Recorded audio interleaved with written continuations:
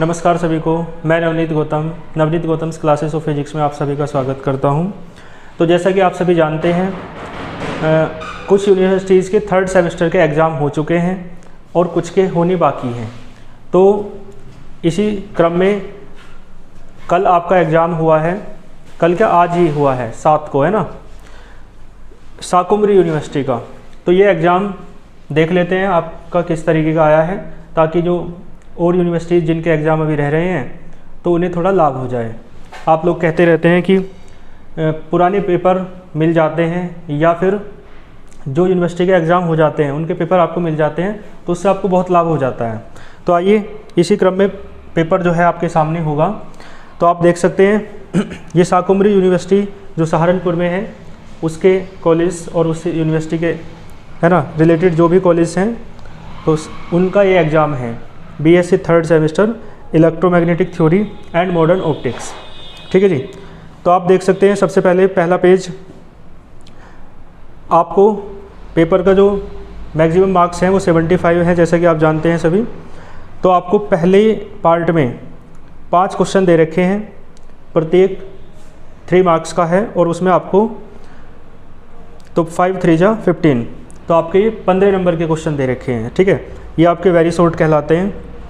तो पहला क्वेश्चन देखो कितना आसान है, आप देख सकते हैं मैंने कराया आपको, स्टेट गोस लॉ, कितना आसान क्वेश्चन पूछा, गोस थ्योरम। ठीक है, आप इसे है ना।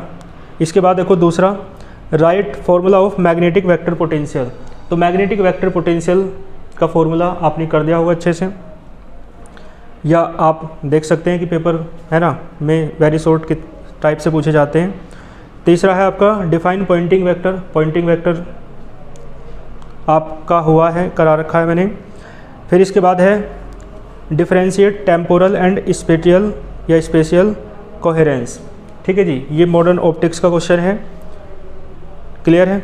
और इसके बाद 5th क्वेश्चन लेजर से पूछा गया है कि name of types of ledger, ledger कितने टाइप्स की होती है उसके आपको नाम बताने हैं। ठीक है जी। इसके बाद आप देखें, और ये जो पॉइंटिंग वेक्टर का क्वेश्चन है आपका, ये आपका 4th यूनिट से है, इलेक्ट्रोमैग्नेटिक थ्योरी, इलेक्ट्रोमैग्नेटिक वेव्स। ठीक है जी, जो आपकी फर्स्ट बुक है। इसके बाद देखो शॉर्ट पे आते हैं। शॉर्ट आपको 2 करने हैं, 3 दे रखे हैं। ठीक है जी, और आपका 7.5 नंबर का एक है, तो 15 नंबर के क्वेश्चन है आपके 2। तो जो एक क्वेश्चन दे रखा है पहला, ये न्यूमेरिकल टाइप है, वेक्टर ई दे रखा है, और आपको वॉल्यूम चार्ज डेंसिटी कैलकुलेट करनी है। ठीक है जी, वॉल्यूम चार्ज डेंसिटी आप जानते होंगे रोहो। ठीक है जी, तो वॉल्यूम चार्ज डेंसिटी आपको कैलकुलेट करनी है, वेक्टर ई दे रखा है। इसके बाद देखो क्वेश्चन नंबर 7, ये मैग्नेटिक फील्ड का है, और magnetic field due to a circular coil, ये सर्कुलर लूप है ना, उसकी एक्सिस पर मैग्नेटिक फील्ड का फॉर्मूला ये होता है, तो इसे आप देख लेंगे। इसके बाद देखो एक न्यूमेरिकल दे रखा है कॉन्वेक्स लेंस का, तो कॉन्वेक्स लेंस का न्यूमेरिकल है, डायमीटर दे रखा है कॉन्वेक्स लेंस का, रेडियस दे रखी है, न्यूटन रिंग का न्यूमेरिकल है ना। ठीक है जी, इस तरीके के ये 3 क्वेश्चन है, 3 में से 2 आपको करने थे। इसके बाद आपका लॉन्ग आंसर है, आपका लॉन्ग क्वेश्चंस, तो 3 क्वेश्चन आपको करने हैं, 15 नंबर का एक है, तो ये देखो 45 नंबर के आपके क्वेश्चन हैं, और इसमें आपको 3 और 2 5 क्वेश्चन दे रखे हैं, आपको कोई 3 करने हैं। ठीक है, तो ये सुविधा हो जाती है, ऑप्शन मिल जाते हैं। तो देखो पहला क्वेश्चन जो है ये आपका फर्स्ट यूनिट का ही है ना, जो फर्स्ट बुक है, और ये इम्पोर्टेंट क्वेश्चंस की सीरीज में मैंने लिखवाया है आपको।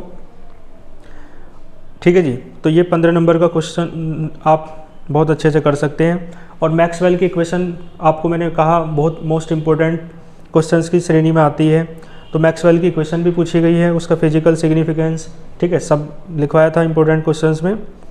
और इसके बाद देखो measurement of capacitance by ballistic galvanometer, तो बैलिस्टिक गैल्वेनोमीटर से रिलेटेड क्वेश्चन दिया है, और एक क्वेश्चन ये दिया है क्लोसियस-मोसोटी इक्वेशन है ये, और इसके बाद ब्रूस्टर्स लॉ। ठीक है जी, तो यानी 3 क्वेश्चन तो आपके इजी ही हैं, तो 3 ही आपको करने थे। ब्रूस्टर्स लॉ भी है ना आपका बहुत इंपॉर्टेंट क्वेश्चन के तहत आता है, तो 3 इंपॉर्टेंट यहाँ से आपको मिले हैं, तो 2 क्वेश्चन थोड़े अलग से हैं। और शॉर्ट में भी आपका 3 में से 2 करने थे और एक न्यूमेरिकल था, 2 न्यूमेरिकल था और एक आपका डेरिवेशन था और वेरी शॉर्ट बहुत इजी थे। तो कुल मिला के पेपर ऑल ओवर अच्छा रहा। जिनका एग्ज़ाम हुआ है उन्होंने बहुत अच्छे से करके आए होंगे और बाकी जिनका भी एग्ज़ाम रह रहा है वो इसे देखकर एनालिसिस करें और इस पेपर में जो क्वेश्चंस आए हुए हैं उन्हें अच्छे से तैयार करें। ठीक है जी, तो मिलते हैं फिर नेक्स्ट किसी पेपर के एनालिसिस के साथ। तब तक के लिए अच्छे से पढ़ते रहिए। All the very best.